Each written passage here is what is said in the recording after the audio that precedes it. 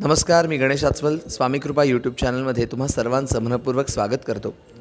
मित्रांनो, कसं असतं बघा, एकंदरीतच नाटक हा आपल्या प्रत्येकाच्या जिव्हाळ्याचा विषय असतो आणि एकांकिका स्पर्धा म्हटल्यानंतर त्या स्पर्धांमध्ये प्रचंड उत्साहाने हा युवा वर्ग सामील होत असतो आणि मग ज्या वेळेला एकांकिकेचा दीर्घांक करायचं ठरतं त्यावेळेला कोणीतरी निर्माता पाठीशी उभा राहावा लागतो।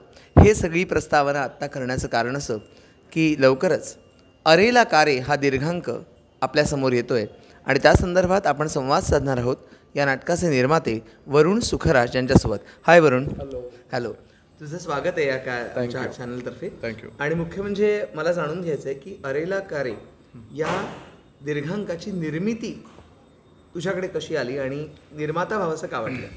नाही, निर्माता व्हावंसं नाही वाटलं खरं तर। पहिली गोष्ट म्हणजे राजरत्न भोजने ज्याने ही लिहिली आहे, दिग्दर्शित करतोय, राज माझ्या एका दुसऱ्या प्रोजेक्टमध्ये मला सहकार्य करतोय, तो मला असिस्ट करतोय आणि त्या प्रोजेक्टचं आमचं काम सुरू असताना एकदा राजनं आम्हाला ही गोष्ट ऐकवली की सर अशी एक गोष्ट आहे आणि मी त्याची एकांकिका केली होती।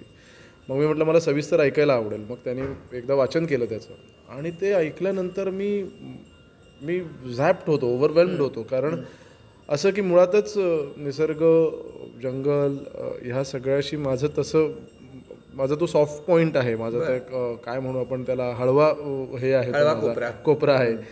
त्यामुळे आणि त्यात ह्या विषयावर अशा पद्धतीने ज्या पद्धतीने राजने ते मांडलंय ते फारच कमाल वाटलं। आणि मग मी राजला म्हणालो की अरे ह्याचं काही पुढे केलंस का तू? ही एकांकिका तर फार गाजली, मला माहिती आहे, मी ते सगळं पाहिलं। मग तर राज म्हणाला नाही सर, अजून काही केलेलं नाही आहे, तुम्हीच सांगा काही करता आला तर। म्हटलं चल की आपण करूया ह्याचं। मग राज एक दिवस आला, म्हणाला सर ह्याचा आपण दीर्घांक करूया। तर मी म्हटलं हो करूया। मग बोलला मी इतर कोणाशी बोलण्यापेक्षा मग आपणच करू की? म्हटलं चल आपणच करू। असं मी खरं तर बळजबरीचा निर्माता आहे ह्याच्यात, मी निर्माता म्हणून असं काही हे नाही आहे त्याच्यात, पण राज करतोय। आमचीच सगळी हे मित्रमंडळी आहेत, माझ्यासोबत इतर प्रोजेक्टमध्ये असणारी ही सगळी मुलं आहेत आणि मला असं वाटलं की इतकं उत्तम जे झालं आहे ते पुढे गेलं पाहिजे, ते प्रेक्षकांपर्यंत पोचलं पाहिजे। ते जे म्हणणं आहे त्या ह्या सगळ्या उपद्व्यापातून ते पोचलं पाहिजे आणि ते फार कमालीच्या पद्धतीने ही मुलं पोचवत आहेत। त्यामुळे पाठीशी वगैरे नाही, खरं तर सोबत उभा राहिलो आहे मी त्यांच्या की चला आपण मिळून हे करूया। त्यामुळे तो माझ्यात मुळातच नाही आहे आणि तो मला आणायचंही नाही आहे। आम्ही सगळे मित्र आहोत, आम्ही इतरही अनेक गोष्टी सोबत करतोय। सो त्यांच्यासोबत मी उभा आहे की चला करूया। आणि ही मुलंसुद्धा अफाट मेहनत घेत आहेत, मी पाहतोय गेले काही महिने, आणि प्रायोगिक आहे, त्याच्या काही मर्यादा आहेत आणि त्या मर्यादा जाणून काटकसर करून, आणि इतकं मला कधी एवढं कमाल वाटतं ह्या मुलांचं की किती पॅशनेट आहेत ही।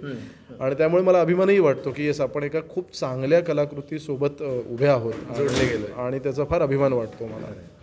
मुळात अरेला कारे या दीर्घांकाचा विषय काय आहे ते आमच्या प्रेक्षकांकरता सांगा। ही एका आदिवासी पाड्याची गोष्ट आहे, पाडा नंबर 4ची गोष्ट आहे। त्या पाड्यातलं एक झाड झपाटलं आहे अशी धारणा आहे सर्वांचीच, आणि त्या झपाटलेल्या झाडानं आत्तापर्यंत 3 बळी घेतले आणि तिथे आता 4था सरकारी अधिकारी पोचला आहे। त्याची ही गोष्ट आहे। हे झाड कशाने झपाटलं आहे, हे बळी कसे जात आहेत, ह्याची कारणं काय आहेत, हे काय घडतंय, हा त्या एकांकिकेचा किंवा ह्या दीर्घांकाचा खरा थरार आहे आणि तोच अनुभवायला प्रेक्षकांनी यावं असं मला वाटतं।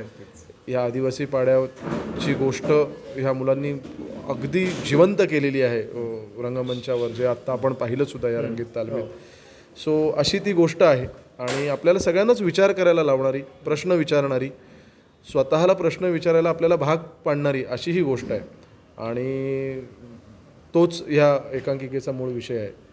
खरं। तेव्हा प्रेक्षकांना आपण आपल्या चॅनलतर्फे नक्की आवाहन करूया की अरेला कारे या दीर्घांकाचा प्रयोग बघायला नक्की जा आणि तुमची प्रतिक्रिया नाटकाबद्दलची ही नक्की कळवा आणि आपण वरुणला आणि त्यांच्या संपूर्ण टीमला आपल्या चॅनलतर्फे शुभेच्छा देऊया। धन्यवाद। आणि हो, आमच्या स्वामी कृपा चॅनलला सुद्धा सबस्क्राईब करायला विसरू नका। कॉमेंट बॉक्समध्ये प्रतिक्रिया नक्की द्या।